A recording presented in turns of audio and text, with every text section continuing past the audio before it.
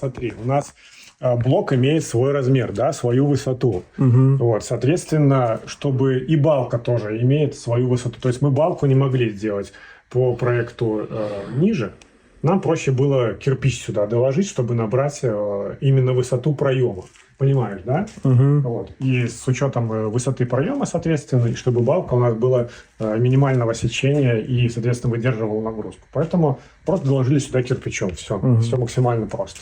Можно было бы блок подрезать, но это было бы не такое надежное решение. И, соответственно, блок был бы такой толщины, он хрупкий. Кирпич есть, секанули туда кирпич, все надежно, качественно.